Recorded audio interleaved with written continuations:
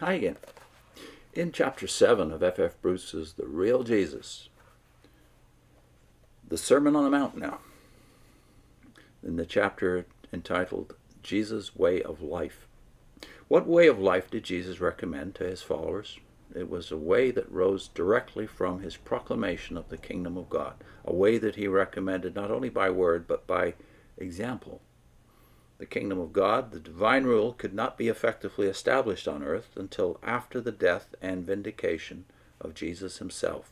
But even while it was in process of inauguration through his ministry, its principles could be accepted and put into action in the lives of his followers, who thus became children of the kingdom.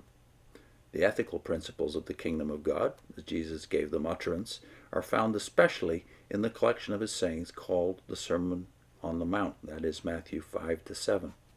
These sayings were addressed to his disciples. Their aim was not to show how human beings in general ought to live so as to bring in the kingdom of God, but rather what were the attitudes and practices that should be seen in those who were already children of the kingdom.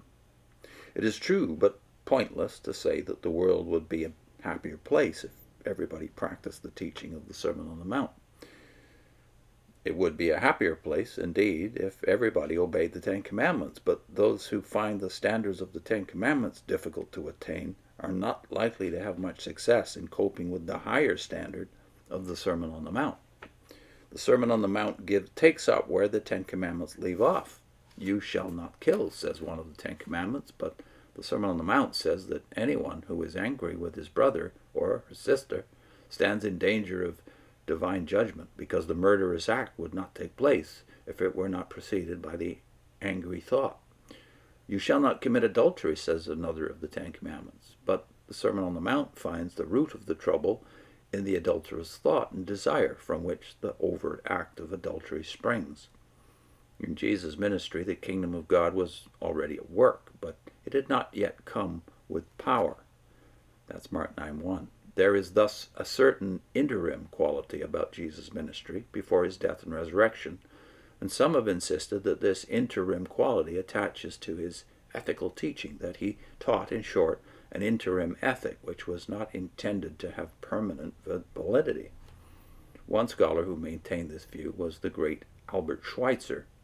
But there is a delightful paradox about Schweitzer's position on this subject. Schweitzer, the theologian, believed that the coming of the kingdom, in the form of which Jesus expected it, was a noble delusion. Logically, then, one could not take seriously the interim ethic which Jesus laid down for his followers to practice in the brief interval before the consummation which never arrived. But it was precisely this interim ethic which provided the motive power for Schweitzer, the missionary, when he abandoned the prospects of professional advancement in theology, medicine, or music, to spend the greater part of his life in the service of God and his fellow men in West Africa.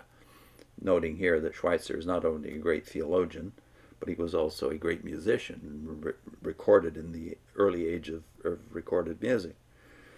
For the ministry of Jesus is the kingdom of God. It is not a mere prelude to it. The kingdom of God was inaugurated in power by the death and resurrection of Jesus, because the ministry of Jesus was crowned in his death and resurrection and has continued in the world ever since. His disciples did not succeed to the ministry which he bequeathed to them. It is still his ministry, but he shares it with them through the Spirit.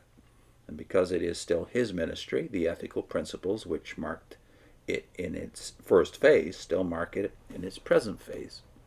It is necessary, of course, to consider the ethical teaching of Jesus in relation to its contemporary context. Only so shall we be able to relate it properly to other contexts. Its primary context includes the social, political, and religious state of Palestine under the Roman Empire in the early 1st century A.D. Much of its detail is intelligible only in this setting. For example, it is much more concerned with the situation of subjects than with the situation of rulers. Only rarely did Jesus have the opportunity of speaking to rulers, but that does not really impair the relevance of his teaching. To this day, there are many more subjects than rulers in the world. Again, the people among whom Jesus lived were not members of a democracy, who had some say in electing their rulers and therefore some responsibility for for what their elected rulers did. The rulers under whom they lived exercised their authority quite arbitrarily. Does it follow then that people today who live under despotic governments find that the teaching of Jesus speaks in some respects more directly to their condition than it does to those who are entitled periodically to throw out a government which has failed to give satisfaction? Perhaps it does. Next time he deals with the two great commandments. I'll put in a link to a paradox that you find in history that's not quite apparent to us on the surface if we're Christians today, which is, if the Jews were extraordinarily privileged under the Roman Empire, which they were, why was Jerusalem destroyed by Rome? G.B. Caird, the mentor of N.T. Wright, has a lot to say about this, so I'll link you to a video we did on that. I think there's two, but here's the first one. See you soon.